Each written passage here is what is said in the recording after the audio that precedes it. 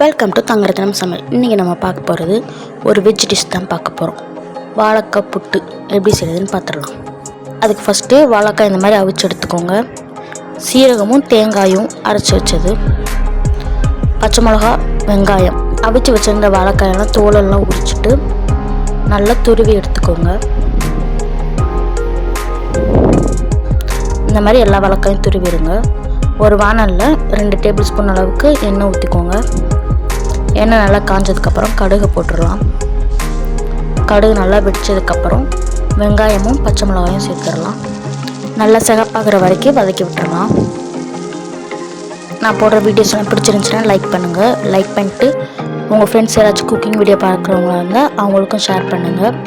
மறக்காமல் சப்ஸ்கிரைப் பண்ணிவிட்டு ஷேர் பண்ணுங்கள், லைக் பண்ணுங்கள், கமெண்ட் பண்ணுங்கள். இப்போ வெங்காயம் நல்லா வதங்கினதுக்கப்புறம் துருவி வச்சுருந்த வாழைக்காயெல்லாம் சேர்த்துடலாம். வாழைக்காய் ஏற்கனவே வேக வச்சதுனால கொஞ்சம் நேரம் வதக்கினாலே போதும், சீக்கிரம் வெந்துடும். எல்லா வாழைக்காயும் சேர்த்துட்டு தேவையான அளவுக்கு உப்பு போட்டுக்கோங்க. உப்பு போட்டுட்டு ஃபுல்லாக கிளறி விட்டுறலாம். நெக்ஸ்ட்டு என்ன டிஷ் பண்ணலான்னு கமெண்ட்டில் கமெண்ட் பண்ணுங்கள். அதேமாதிரி இதையும் ட்ரை பண்ணி பார்த்துட்டு கமெண்ட்டில் சொல்லுங்கள் எப்படி இருந்துச்சுன்னு.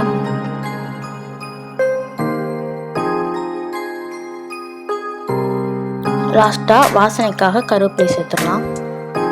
விட்டு நல்லா ஒரு தடவை கிளறி விட்டுருங்க.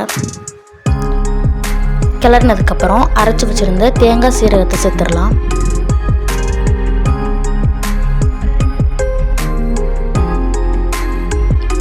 சேர்த்ததுக்கப்புறம் ஃபுல்லாக ஒரு தடவை நல்லா கிளறி விட்டுருங்க.